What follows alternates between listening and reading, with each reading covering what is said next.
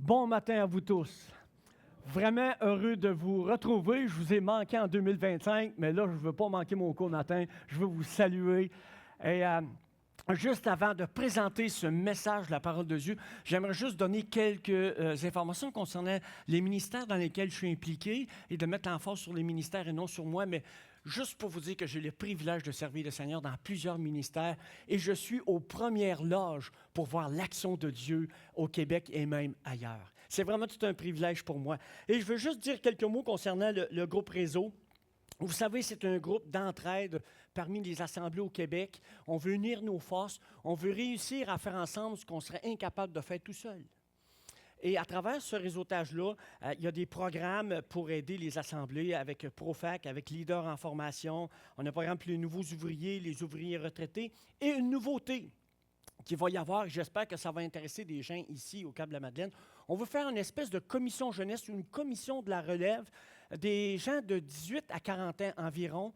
On veut que ces gens-là se réunissent ensemble par Zoom, puis il y aura aussi d'autres occasions de se rencontrer pour faire en sorte d'adresser les défis auxquels la relève est confrontée et de trouver ensemble des solutions et comment on peut s'entraider à ce niveau-là. Et ça va commencer, il va y avoir une première rencontre d'information mardi le 10 février à 19h30 via Zoom. Et je vous invite à contacter Stéphane pour plus d'informations. Il pourra vous donner le lien.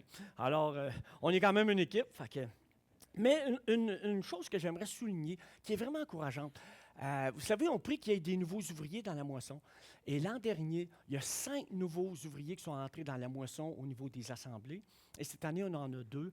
Et ça, on a une précieuse collaboration avec MSC Canada, Missionary Service Committee.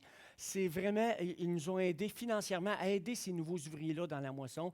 Et moi, je me réjouis que 7 nouveaux ouvriers en 2 ans, c'est vraiment significatif. Puis je bénis le Seigneur pour ça. Je bénis aussi Vision Ministries parce qu'il nous aide au niveau aussi, il m'aide au niveau de mon soutien, mais il aide les églises à travers la province de Québec. Et juste pour vous dire, le groupe Réseau, c'est un réseau et on est en réseautage. On participe et on collabore activement avec plusieurs ministères et organisations chrétiennes au Québec pour le bénéfice des églises, des assemblées, mais aussi pour la communauté évangélique au Québec, au Canada et ailleurs dans le monde. C'est vraiment fantastique. Fait que les gens me demandent, Guy, qu'est-ce que tu fais dans la vie? Ça vous donne un indice. Et je suis vraiment content de pouvoir voir, comme je vous ai dit, tout ce qui se passe à travers le Québec. Et juste dire un mot sur Vision Ministries Canada. C'est mon ami Michel Penneau qui m'avait introduit à eux en 2006. Et ces gens-là, ils ont un cœur pour le Québec. Ils nous appuient de toutes sortes de façons.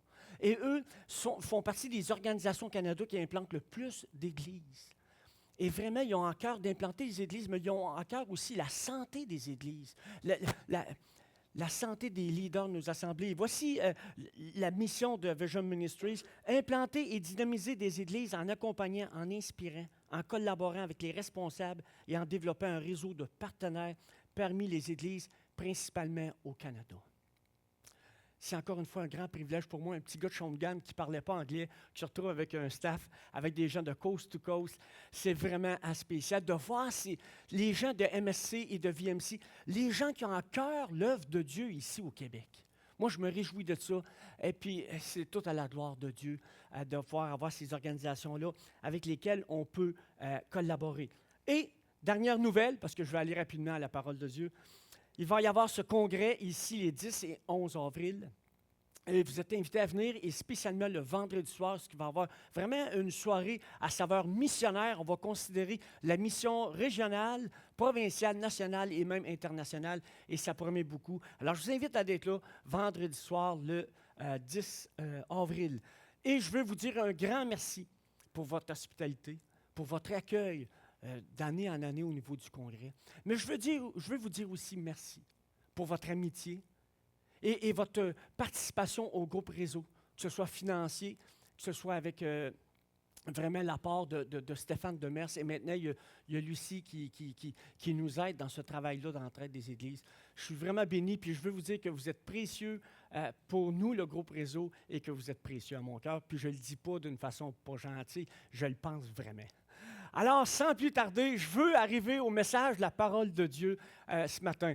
Je vais peut-être faire une prière, juste me calmer un peu, OK? Puis après ça devrait bien aller.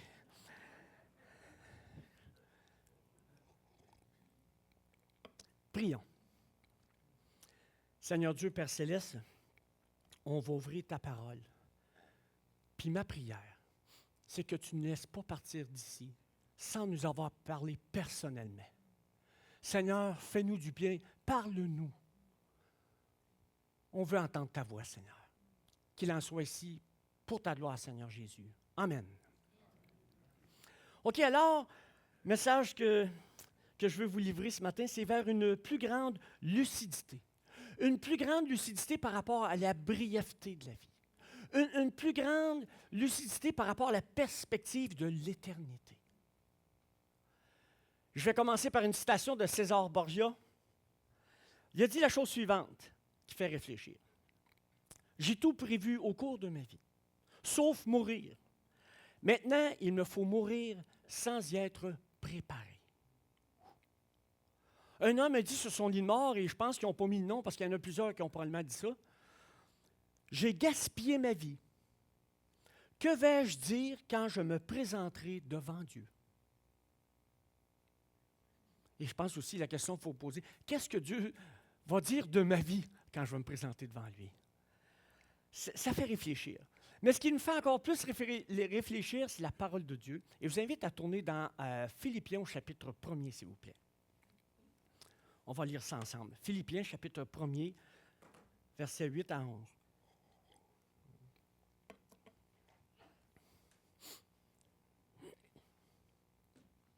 Voici cette prière de l'apôtre Paul pour les Philippiens. Ça dit la chose suivante.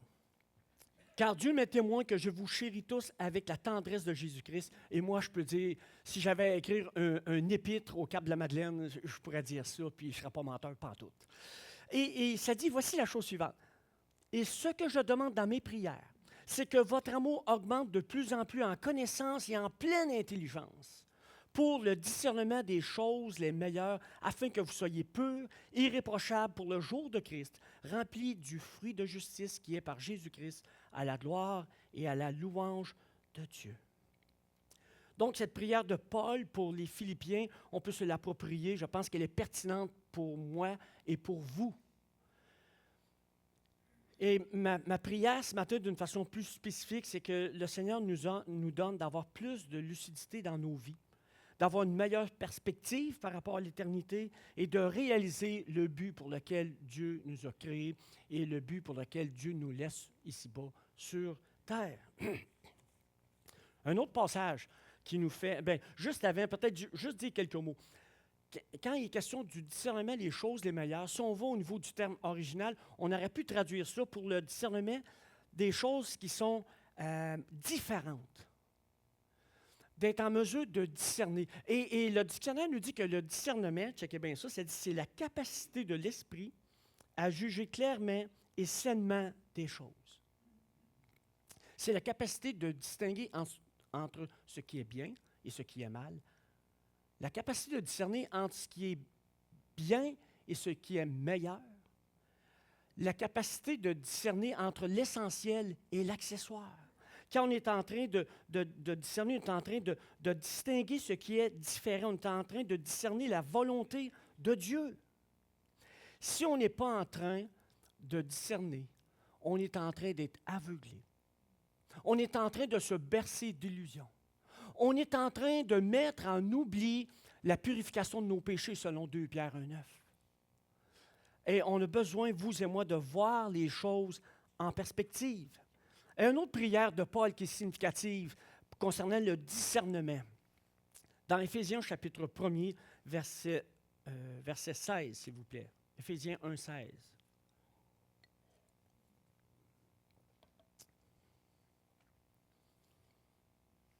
Il est dit la chose suivante. Je ne cesse de rendre grâce pour vous, faisant mention de vous dans mes prières, afin que le Dieu de notre Seigneur Jésus-Christ, le Père de gloire, vous donne un esprit de sagesse et de révélation dans sa connaissance, et qu'il illumine les yeux de votre cœur pour que vous sachiez quelle est l'espérance qui s'attache à son appel, quelle est la richesse de la gloire de son héritage qu'il réserve aux saints, et quelle est envers nous qui croyons l'infinie grandeur de sa puissance se manifestant avec efficacité par la vertu de sa force. Et il l'a déployé en Christ, en le ressuscitant des morts, en le faisant asseoir à sa droite dans les lieux célestes, au-dessus de toute domination, de toute autorité, de toute puissance, de toute dignité, de tout nom qui peut se nommer. Non seulement dans le siècle présent, mais dans le siècle à venir.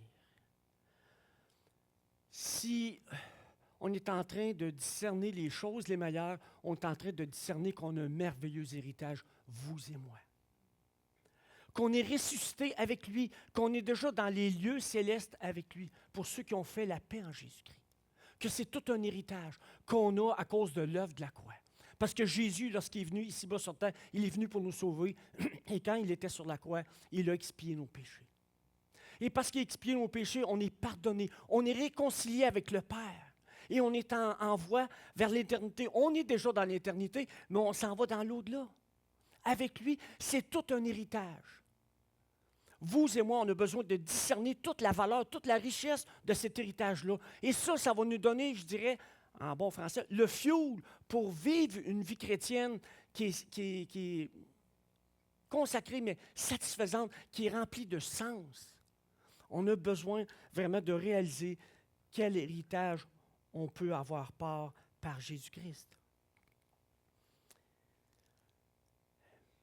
Par rapport à la lucidité, par rapport à la brièveté de la vie, il y a un passage dans Ecclésiaste 7.2 qui dit « Mieux vaut aller dans une maison de deuil que d'aller dans une maison de festin, car c'est là la fin de tout homme, et celui qui vit prend la chose à cœur. Mieux vaut le chagrin que le rire, car avec un visage triste, le cœur peut être content. Le cœur des sages est dans la maison de deuil, et le cœur des insensés est dans la maison de joie. » Je vous dis cette chose-là parce que, pour moi, les instants où j'ai le plus de lucidité dans ma vie, c'est lorsque je me retrouve au salon funéraire, je suis allé 2 fois hier, et au cimetière. Vous ne pouvez pas savoir comment cette présence au cimetière et au salon funéraire a un impact dans ma vie qui m'aide à réaliser, à d'être lucide par rapport à la brièveté de la vie. Je me souviens, j'étais très jeune, j'avais assisté à une funéraille. Pour moi, ça va me prendre une chaudière. Moi. J'avais assisté aux funérailles d'un de mes arrière-grands-pères. Et là, j'étais tout jeune, j'essayais de comprendre ce qui se passait. On me dit, il est mort, il ne reviendra plus. Okay. Ils ont dit, lui est mort, ton grand-père va mourir, ton père va mourir, puis après ça, tu vas mourir. Et moi, j'ai dit, je peux-tu passer mon tour? Tu sais, c'est comme, j'étais vraiment traumatisé par cette perspective de la mort. Et même, j'avais passé par je pourrais dire par la noyade, ils m'ont récupéré dans l'eau inconscient, puis on dirait que ça m'a comme traumatisé par rapport à la perspective de la mort. Et je me souviens, tout jeune, je m'enfermais dans le garde-robe, puis là, je n'avais pas besoin de fermer les yeux parce qu'il faisait très, très noir. Je me bouchais les oreilles, puis j'arrêtais de respirer. Il m'a dit, c'est ça la mort, ça va être longtemps puis plate. C'est moi, je suis un hyperactif force terminale. Fait que, il y avait un décalage horaire. Mais je vous dis, j'ai tout le temps été façonné par cette idée de la mort. Et même quand j'allais au salon funéraire, je me souviens, avant d'être converti, avant l'âge de 19 ans, j'entrais dans un salon funéraire, j'avais l'impression d'étouffer. J'avais chaud, je me demandais si j'étais pour m'évanouir. Parce que j'étais confronté avec la perspective de la mort, avec l'au-delà. Ça l'a vraiment façonné ma vie. Et ce qui est un peu spécial, c'est que j'ai à faire plusieurs funérailles. Puis, tu sais, c'est un peu malgré moi. Tu sais, c'est pas la place que, tu sais, j'avais pensé faire un ministère dans la vie. Et je le fais par la grâce de Dieu. Et ça me montre que c'est pas par nous, mais qu'il peut faire des choses surprenantes en nous. Et j'ai fait la chose suivante, j'ai fait une funéraille et je suis allé au cimetière pour enterrer la personne. Et c'était au même cimetière que mon père est enterré. Et là, ça, c'est au mois de novembre, j'étais allé au mois de septembre. Et là, je me suis recueilli sur la tombe de mon père. Soyez sans crainte, je n'ai pas prié les morts, mais j'ai prié mon Père céleste.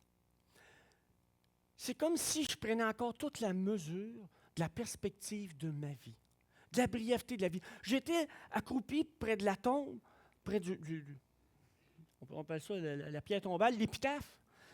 Puis j'étais là, puis j'ai eu comme une espèce de grand moment de lucidité. J'étais là, puis je me disais, OK, mon père, sa vie est finie. Un jour, je vais me retrouver ici. Et je me suis posé la question, comment est-ce que les gens vont se souvenir de moi?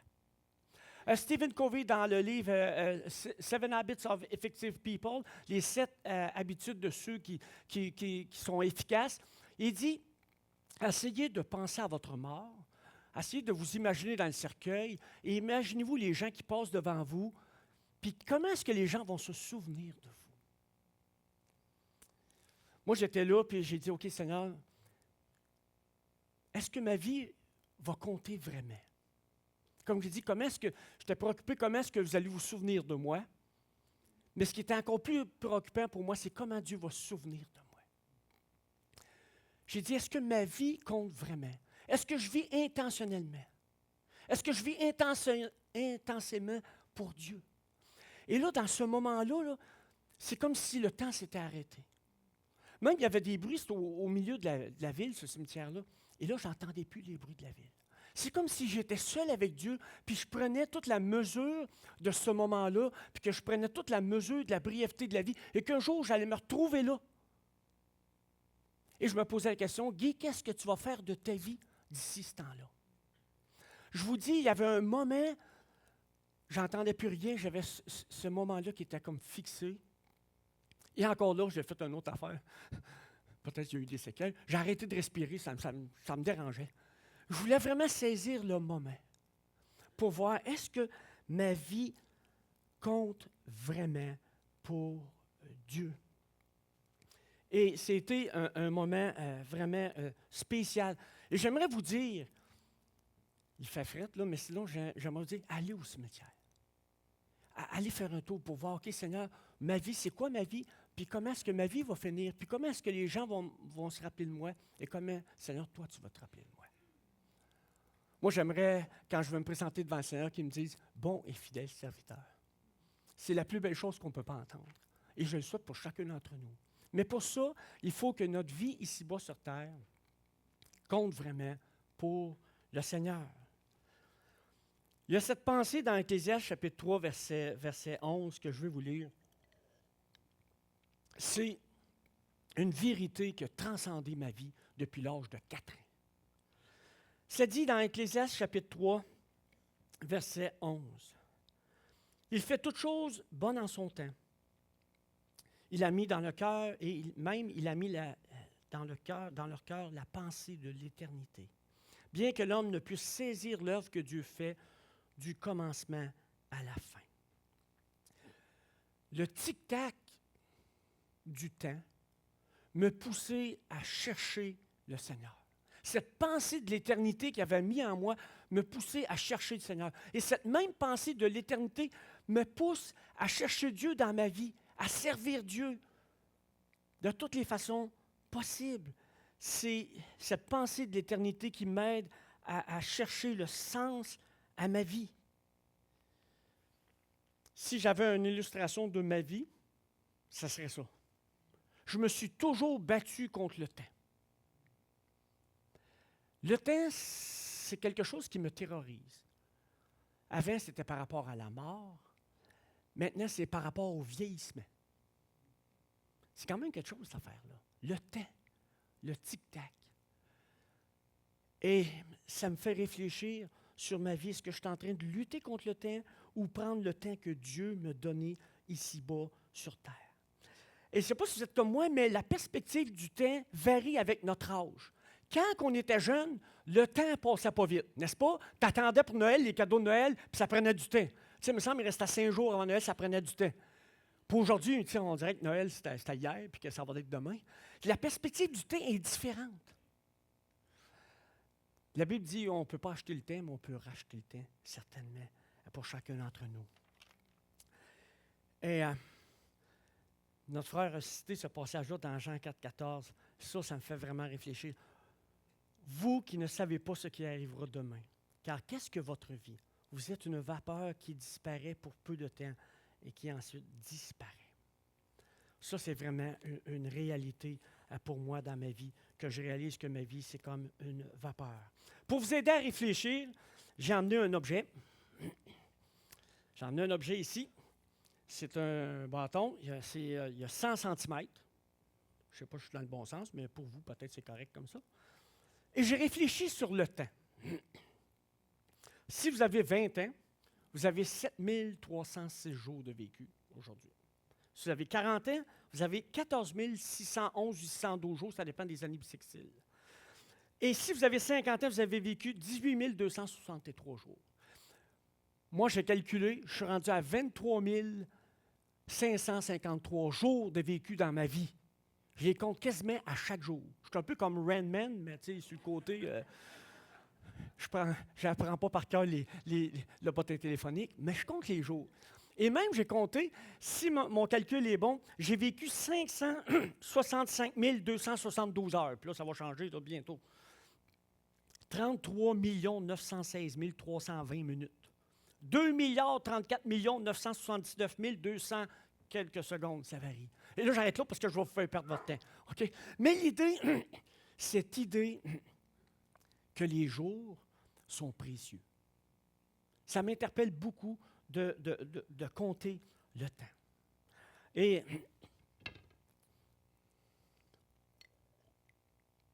un homme qui a réfléchi sur le temps, Sénèque, il a fait un essai philosophique en l'an 49 après Jésus-Christ. Et lui, il a vraiment médité sur le temps. Et quelquefois, les philosophes nous aident à réfléchir. Et regardez bien ce qu'il dit. Je vais juste citer un bout. Il dit « La vie n'est pas trop courte.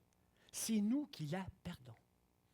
En effet, la vie est assez longue et largement octroyée, en principe, pour permettre d'achever les plus grandes réalisations, à condition qu'elle soit tout entière placée à bon escient et elle s'étend loin pour qui en dispose bien. » Ça fait réfléchir. Il a dit autre chose.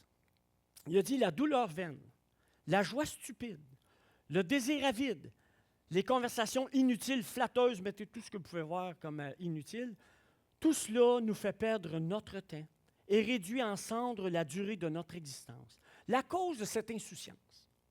Chacun vit comme s'il devait vivre pour l'éternité, mais la fragilité de l'existence ne vient souvent que trop tard. La plupart des gens vivent comme s'ils n'allaient pas mourir. Et ça, c'est vraiment triste. Et je pense que nous, comme chrétiens, bien souvent, on vit comme si le ciel n'existait pas.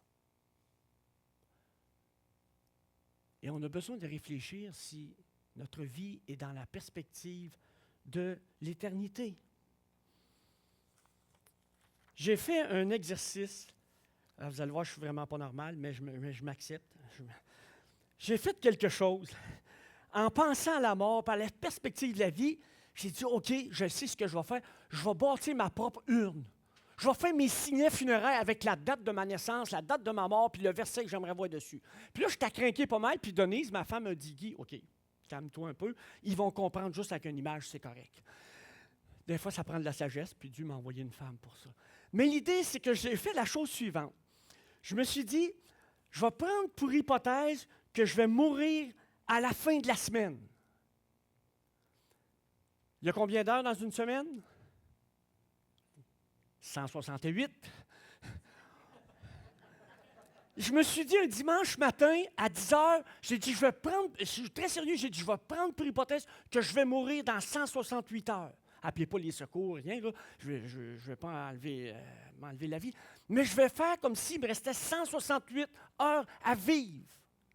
Puis je me suis vraiment concentré, là. Je l'ai fait 2 fois dans ma vie, puis j'hésite à le refaire. C'est très difficile pour le cœur, ça. C'est stressant, ça. Tu vois les heures défiler. Et ce que j'ai fait cette semaine-là, il y a eu comme un changement parce que j'avais une plus grande lucidité par rapport à la brièveté de la vie. Et c'est ce que j'ai fait. J'ai travaillé moins. Ça c'est un exploit. L'autre affaire que j'ai faite, j'ai dit, je vais faire plaisir à ma femme. Parce que si je meurs dans une semaine, il y a toutes sortes d'affaires dans la maison qui ne sont pas réparées. Je vais laisser ma femme dans le trouble. Fait que là, j'ai fait des travaux toute la semaine. Ma femme est heureuse, elle a aimé ma thérapie. Puis là, j'ai pris du temps pour les enfants, j'ai pris du temps pour mes amis. Je me suis dit, j'ai fait beaucoup de choses dans la vie, mais la chose qui va me rester à la toute fin, c'est la relation que j'aurai eue avec les personnes. L'amour que j'aurai donné, l'amour que j'aurai reçu. Et là, c'était vraiment une semaine, vraiment, c'est spécial. Puis tu ne perds pas bien de temps. Hein, tu ne niaises pas ces médias sociaux, le Facebook, là, il a perdu la face. Là. Et là, ce que j'ai fait, je me suis dit, Seigneur, puis même pour les ministères, qu'est-ce que je peux faire qui peut avoir une différence significative, qui peut avoir un apport significatif? Et j'avais prié, Seigneur, j'aimerais ça que dans la dernière semaine, que je puisse encore partager l'Évangile. Parce que pour moi, c'est un des buts pour lesquels Dieu nous laisse sur la terre. Je dis, Seigneur, donne-moi de présenter l'Évangile. Ça, c'est le dimanche matin. Je suis rendu au samedi sur l'heure du souper. Puis je n'ai pas eu l'occasion de témoigner vraiment avec l'Évangile d'une façon étendue à quelqu'un. Et un de mes voisins vient chez moi. Je pensais qu'il venait m'emprunter des outils. Non, non, tu m'en viens jaser. Tu commences à voir, toi? Ah, moi, je meurs demain matin à 10 heures. Là, c'est comme. Il a comme été shaké. Je vous dis, je ne suis pas normal. Lui, il s'en est aperçu. Mais là j'ai dit pourquoi? J'ai dit, écoute, je suis en train de réaliser la brièveté de la vie. Puis, est-ce que ma vie, elle compte vraiment? Puis là, j'ai dit, moi, je vis dans la perspective de l'éternité. Puis là, j'ai commencé à y parler de l'éternité. Puis j'ai pu présenter le message de l'Évangile. Quand on fait des prières au Seigneur, il nous écoute. C'était vraiment un privilège que j'avais quand je me suis couché le samedi soir. Je dis, merci Seigneur. Ma vie, elle a eu encore plus de sens cette semaine. Et le dimanche à 10 heures, ben, je suis encore là. C'était vraiment quelque chose de spécial d'être face à la mort, face à la perspective de l'éternité par rapport à l'au-delà. J'ai eu l'occasion d'aider des gens en fin de vie. Et je me souviens que la première personne que j'ai aidée en fin de vie, je revenais chez moi le soir, parce que je suis allé quand même plusieurs jours. Quand je revenais chez moi le soir, ma femme elle me disait, « Toi, t'es changé, il y a quelque chose en toi. » Je pense que ça me grandait avec la vie, la préciosité de la vie. Je disais, pour lui, la vie s'achève, la vie va se terminer, la mienne est encore là. Mais qu'est-ce que je fais de ma vie? Et vraiment d'accompagner les gens en fin de vie, je pense que ça m'aide à donner encore plus de sens à ma vie.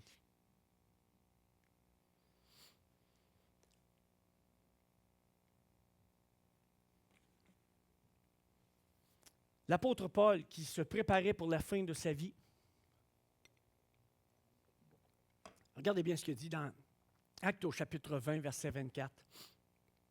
Paul dit, « Mais je ne fais pour moi-même aucun cas de ma vie comme si elle m'était précieuse, pourvu que j'accomplisse avec joie le ministère que j'ai reçu du Seigneur Jésus et d'annoncer la bonne nouvelle de la grâce de Dieu. Pourvu que j'accomplisse ma course avec joie. » Et j'essaie d'être joyeux dans ma vie. Puis pas parce que je veux falsifier quelque chose, mais je veux goûter la joie du Seigneur. Je fais beaucoup de Zoom à travers tous les meetings. Puis des fois, je me regarde dans le Zoom et me dis, Guy, si tu es vraiment joyeux, tu as oublié de le dire à ta face. Tu sais, c'est comme, Puis je pense que comme chrétien, on devrait être joyeux.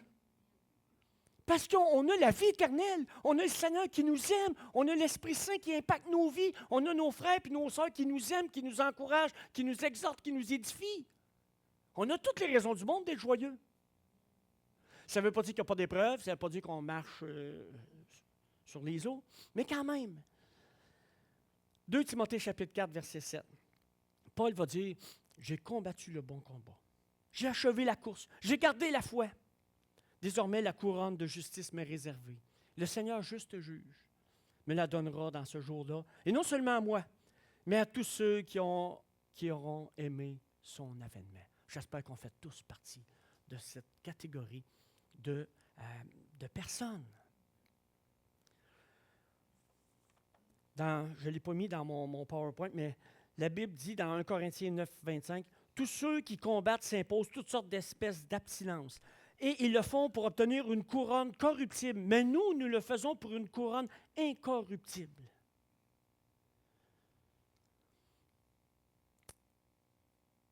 Donc, ma question ce matin pour vous, sommes-nous en train de gaspiller notre vie? Ou sommes-nous en train de l'investir dans le royaume de Dieu pour quelque chose qui va compter pour l'éternité?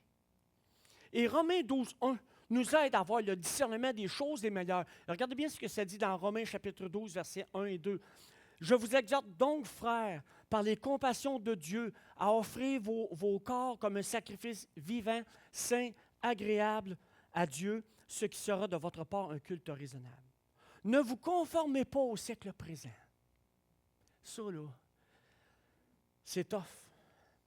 Mais soyez transformés par le renouvellement de l'intelligence, afin que vous discerniez quelle est la volonté de Dieu, ce qui est bon, agréable et parfait.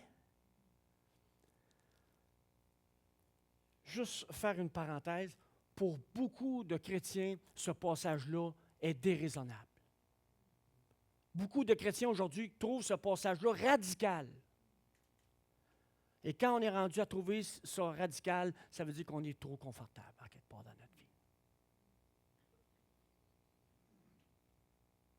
Le Seigneur Jésus dit, on dit qu'on aime le Seigneur, on dit qu'on est chrétien, on dit qu'on est des disciples de Jésus, mais il faut se rappeler que Jésus dit, si quelqu'un veut être mon disciple, qu'il renonce à lui-même, qu'il se charge de sa croix et qu'il me suive.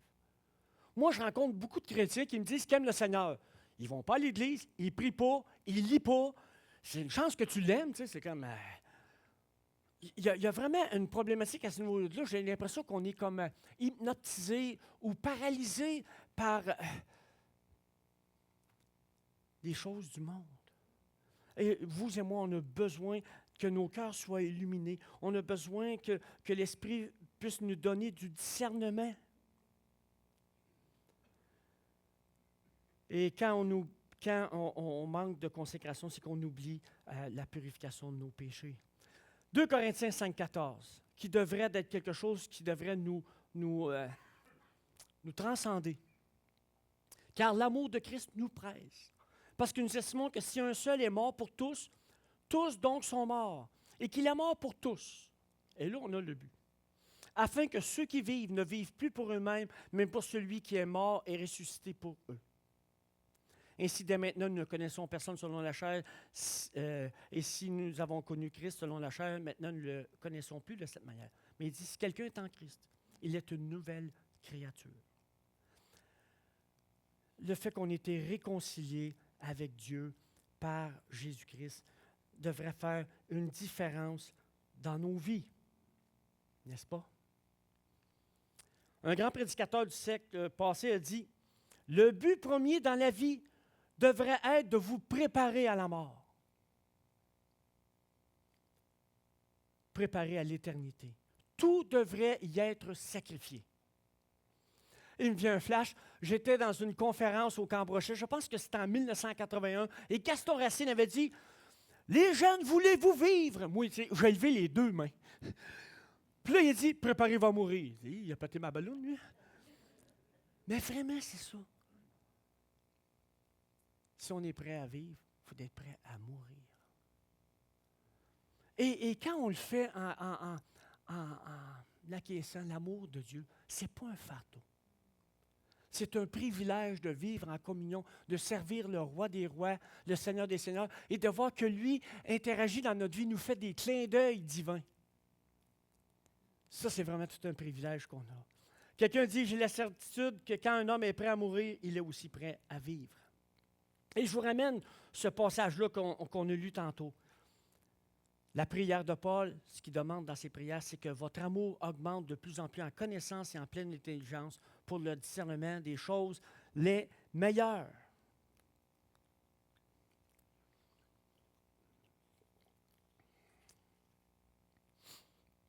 De ce passage-là, troisième prière.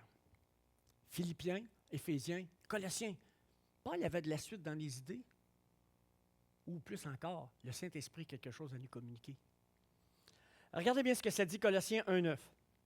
C'est pour cela que nous aussi, depuis le jour où nous avons été informés, nous ne cessons de prier Dieu pour vous et de demander que vous soyez remplis de la connaissance de sa volonté en toute sagesse et intelligence spirituelle, pour marcher d'une manière digne du Seigneur et lui être entièrement agréable, portant des fruits en toutes sortes de bonnes œuvres, et croissant par la connaissance de Dieu, fortifié à tous égards par sa puissance glorieuse, en sorte que vous soyez toujours et avec joie, persévérants et patients. Et là, tu sais, on lit ça, puis tu sais, c'est comme tout un bâton de mots, mettons. J'ai essayé de faire ça en 2 dimensions. Vous vous souvenez, je t'avais à Pâques 3 dimensions, là, j'en ai juste 2 un matin. Mais checkez bien ça. Si on regarde ça d'un autre œil, Puis qu'on regarde, OK, voici sa prière, c'est que les gens soient remplis de connaissance de sa volonté. Puis là, il dit comment? En toute sagesse et intelligence spirituelle. Puis là, dans le but de marcher d'une manière digne du Seigneur, de lui être entièrement agréable. Et ensuite, on a en quelque sorte la manifestation, ça veut dire de porter du fruit en toutes sortes de bonnes œuvres et croissant par la connaissance de Dieu. Et la résultante, c'est fortifié à tous égards par sa puissance glorieuse, en sorte que vous soyez toujours et avec joie, patient et joyeux. Trouvez-vous que ça fait une différence de même? Il y en a qui font, ils appellent ça diagramme, puis grammatical. Ça fait un job. Je trouve que ça nous fait réfléchir quand on voit ça comme ça. Parce que tu lis des affaires et on dirait qu'il n'y a plus de priorité. On a besoin de considérer la parole de Dieu comme ça. De prendre le temps de s'arrêter et de dire, OK, Seigneur, qu'est-ce que tu essaies de nous dire? Puis c'est quoi ton plan? C'est quoi ta volonté pour nos vies?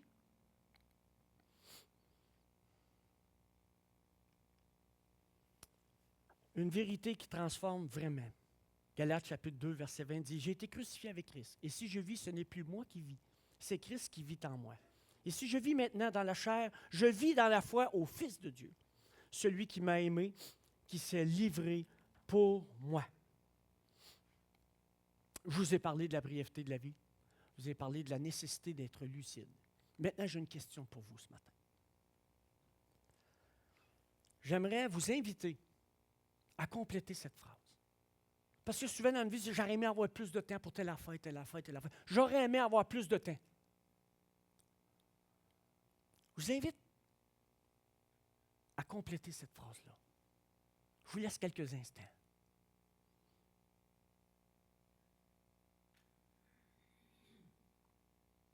Moi, je peux dire, j'aurais aimé avoir plus de temps, passer plus de temps avec mes enfants. Peut-être qu'on a des regrets, mon but, ce n'est pas que vous ayez des regrets ni des remords, mais plutôt une prise de conscience. J'aurais aimé avoir plus de temps pour. Si vous auriez plus de temps, qu'est-ce que vous devriez faire avec ce temps-là que Dieu vous accorderait? J'ai demandé personnellement à Dieu de me donner plus de temps. Il m'a dit que je n'étais pas assez intelligent, que les 24 heures qu'il me donnait, il ne m'en donnerait pas plus. Mais je reviens à la question. J'aurais aimé avoir plus de temps pour. Et j'aimerais vous inviter cette semaine à faire quelque chose de précis, de concret par rapport à ça. De prendre du temps pour faire les choses que vous aimeriez faire. De prendre du temps pour votre communion avec Dieu. On a une seule vie à vivre. Moi, je le dis souvent, j'ai un seul tour de piste à faire. Et j'aimerais, à travers ce tour de piste-là, avoir l'occasion de glorifier le Seigneur. La Bible dit qu'il nous a créés afin de célébrer sa gloire. Et je me pose la question, de quelle façon je contribue à célébrer sa gloire dans ma propre vie?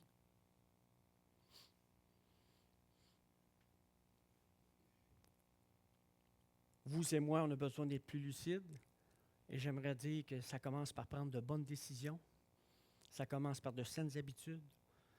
Ça commence par un temps dans la parole, dans la prière, dans la communion fraternelle, dans le partage de la bonne nouvelle.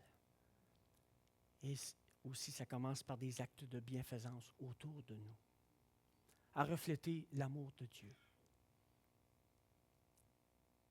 Résumer notre vie, le plan de match de Dieu, si on est lucide, c'est d'aimer Dieu et d'aimer notre prochain comme nous-mêmes. Voilà le plan de Dieu. On va prier.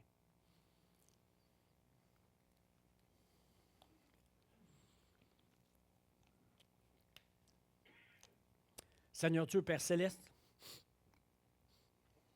tu touches nos cœurs ce matin par ta parole. Et Seigneur Jésus, à travers ce qu'on a pu réviser ensemble ce matin, on voit que tu voudrais que notre vie compte vraiment pour l'éternité. Seigneur, notre prière, c'est viens-nous en aide, afin d'être plus lucide, afin que notre vie soit intense et intentionnelle envers ton plan divin. Seigneur, donne-nous la joie de te servir. Donne-nous la joie de vivre ici-bas sur terre. Donne-nous de savourer pleinement la vie que tu nous donnes, Seigneur. Malgré les difficultés, donne-nous, Seigneur, de savourer vraiment la vie que tu nous accordes à chacun d'entre nous. Et merci, Seigneur, pour tous ces jours que tu nous as donnés dans notre vie. Et Seigneur, nous voulons te prier que dans les jours que tu vas nous garder ici-bas sur terre, que ça fasse toute une différence, qu'on ne perde pas notre vie, qu'on ne perde pas notre temps, mais qu'on soit là à vraiment vivre la vie pour laquelle tu nous as créés. Qu'il en soit ainsi, Seigneur Jésus, pour ta gloire. Amen. Et j'avais une présentation, ça disait « Savourez la journée, vous n'en avez pas beaucoup ».